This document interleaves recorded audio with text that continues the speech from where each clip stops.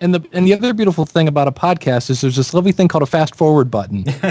And so if I am listening going, well, okay, I want to get to the guest, on my phone I'm using a thing called Beyond Pod, and I think I can set it to skip ahead like a minute or 2 minutes, and that's I can't do that with radio. Mm-hmm. Yeah, I'm stuck. I have Beyond Pod on my Droid phone as well, but my favorite is really Stitcher, because you can move forward a minute, 2, you can go back, and you can put the shows in the order you want to listen. So, like when I walk the dogs, I always start with CNN headline news, get the latest minute, and then, like in my case, I listen to, some of it's more professional, I guess. I listen to Inside Radio podcast, and I listen to an update from Chelsea lately, and then usually at the top is Mark Maron and Kevin Smith, a lot of comedy stuff.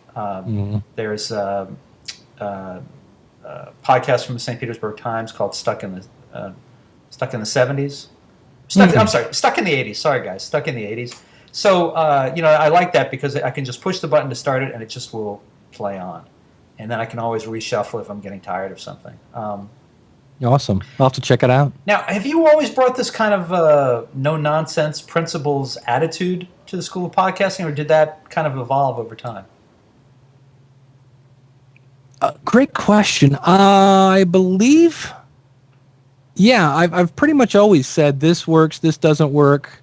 I know people use free services sometimes, and I just explain to them I understand some people have no budget, but I'm always like, everybody that's moved to an apartment and then moved to a house knows that it doesn't matter what you're moving to. Moving is no fun.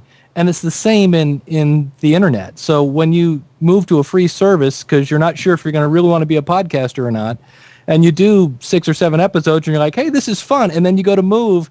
It's about as fun as picking up everything you own and moving it to a new building. And so I always explain to people, it's like nothing against Podbean, and there were a couple other free services that oddly enough went out of business because it turns out if you don't charge any money for your business, it's kind of hard to survive that way.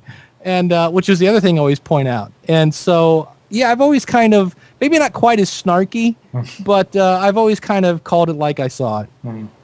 I tell you, I know that you've been critical at times of Blog Talk Radio, and I've been doing the show on there for some time, and I will say in their defense that an option that's developed over the last year or so, for me anyway, is that I record the shows using Skype audio or Skype video, so I get the digital quality. So even when they kind of stuff the sound into their pipe, it still sounds much better than the average thing. It's so. I was going to ask you about that because when I was listening to your show, I was like, okay, this is on Blog Talk Radio, but it doesn't sound quite so underwater. Like it kind of does. So good job. Yeah, someone pointed that out to me about a year ago, so we made the switch here. All right, let's. Boy, we went through the first segment pretty quickly, so I want to ask you one more question, and then we'll come back and we'll get into some more details. Do veteran broadcasters have a problem making the transition to podcasting, or? They can, because what they do is they have that radio mentality, and so they do things like they'll be in the middle of an interview and they'll say, you're listening to Mr. Media on MrMedia.com, assuming that somebody has just tuned in, and it's like, no, nobody just tuned in. They've been listening from the beginning. So some things like that, I kind of laugh and go, yeah, that doesn't work in podcasting. I understand maybe if they were doing a live stream or something like that, that would be the top one that I can think of.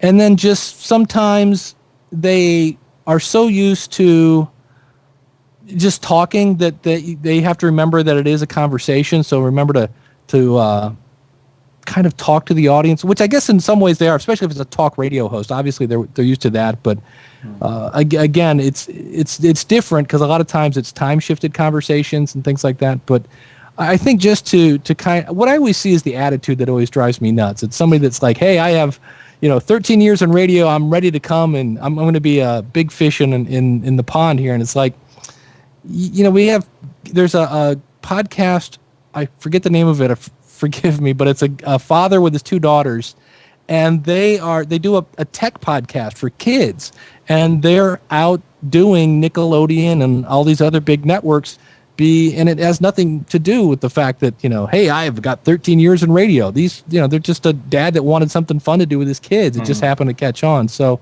I think it goes both ways. I think just being in radio, obviously Leo Laporte, probably the biggest podcaster out there, has a background in radio, so it doesn't hurt. I just don't think it gives you a leg up. The only thing you have is you're used to talking in front of a microphone, which as more people do that, you get more comfortable. But all right. Well, tell you what, let's take a quick break. This is Bob Andelman, and you're listening to and hopefully watching the Mr. Media interview with Dave Jackson, headmaster of the School of Podcasting, schoolofpodcasting.com. You can also find him at davidjackson.org, and we'll be right back.